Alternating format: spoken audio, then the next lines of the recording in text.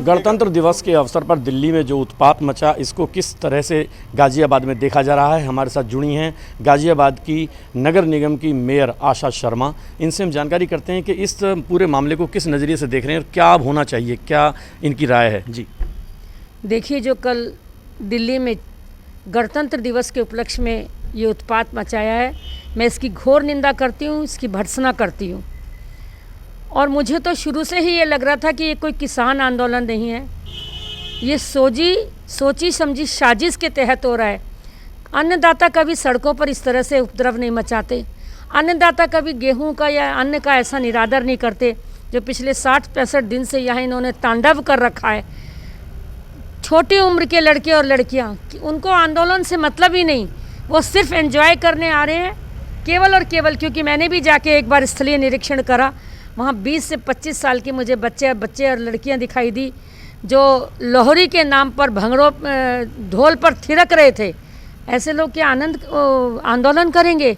और गणतंत्र दिवस किसी भी दल का, किसी भी राजनीतिक प्रधानमंत्री हो, एक ऐसा, पंडित नेहरू जी ने भी वहाँ झंडा फहराया है लाल किले पे, श्रीमती इंदिरा गांधी ने, स्वर्गीय राजीव जी ने भी अपने गणतंत्र दिवस के झंडे को उतार कर और दूसरे झंडे का वहाँ लगाना। हम सभी झंडों का सम्मान करते हैं, लेकिन हमारे भारत के झंडे से बड़ा, तिरंगा से बड़ा झंडा कोई ना था, ना कोई होगा। मैं इसकी घोर निंदा करती हूँ और सरकार से इतना अनुरोध करती हूँ कि ऐसे उपद्रवियों को कतई माफ़ी ना करी जाए और सख्त से सख्त करी जाए, कुछ भी तरह से हो। आज 86 पुलिसकर्मी घायल हैं, किस बात की सज़ा दी है? तो आप सड़कों पर नंगी तलवारें लहरा रहे हैं? ऐसा लगता है ये तो पहले से प्लानिंग कर आए थे। ये कोई किसान नहीं है, ये उपद्रवी है। मैं इन्हें आतंकवाद भी कहूँगी, जिन्होंने देश का अपमान करा है, जिन्होंने उनके ऊपर रासुका लगनी चाहिए, तिरंगे झंडे का अपमान किया है।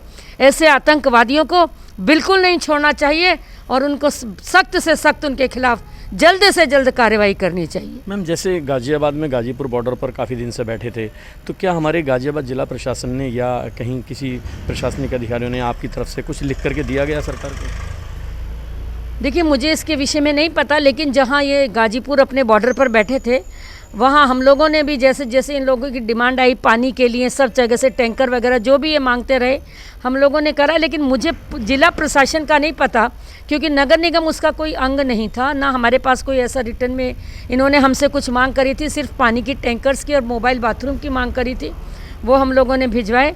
मुझे जिस चीज़ के विषय में पता नहीं तो मैं उसको बता नहीं सकती। इस पूरे मामले में किसको दोषी मानती हैं आप? सबसे ज़्यादा दोषी कौन है इसमें? मैं इस पूरे मामले में, आप अगर मेरे दिल से सच से पूछे, मैं इस पूरे मामले में जो विरोधाभास की राजनीति करते हैं, जो सिर्फ राजनीतिक रोटियां सेकते हैं, चाहे सैनिकों के बलिदान पर सेकी हो, चाहे उन्होंने उरी ऑपरेशन के दौरान सेकी हो, जो इस राजनीति को, एक गंदी तुच्छ राजनीति को, तुष्टीकरण की राजनीति को आगे बढ़ाते हैं, मैं सबसे ज़्यादा दोषी उनको मानती हूँ। कहीं ना कहीं किसान नेता इसमें दोषी नहीं है?